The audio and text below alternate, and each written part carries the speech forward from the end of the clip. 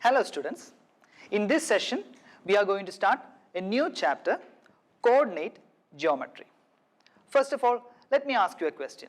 What is geometry? Geometry is derived from the Greek word geo, which means earth, and metry, which means measurement. So, in geometry, we study measurements of shapes such as triangles, squares, circles, pentagons, hexagons, etc. And measurements of these shapes include measurement of length, area, volume, etc. But what we don't study in geometry is the position of such shapes. So here we study geometry with coordinates. What do you mean by coordinates? Coordinates simply means position. So in this chapter, we will study the position of such shapes with respect to a coordinate system. First of all, let's do a simple example. Just take a look at the figure. You can clearly see 3 roads, right?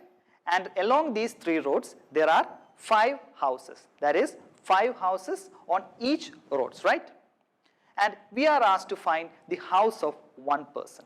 So what do we need here? We need both the house number as well as the road number. Let me ask you a question.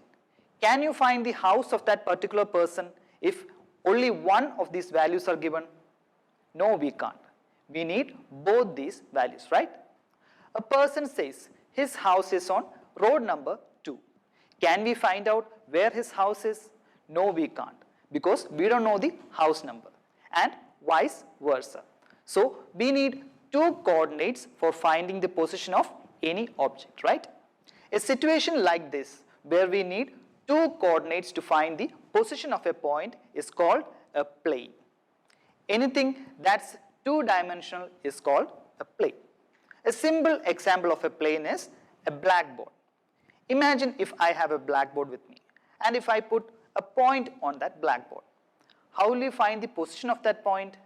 We need both the x-axis as well as the y-axis to determine the exact position of that point, right?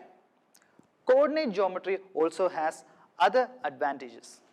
It's also seen in our day-to-day life as well. What are some of the common applications where coordinate geometry finds its place? Coordinate geometry is commonly used in construction fields. It's also used in navigation of aircrafts and even in astrophysics. Another common example is the MRI scans, CT scans that you already know about, right? If you take a closer look at these MRI scans, you can clearly see the coordinates in them. So this will help us in determining the position of any point on those graphs.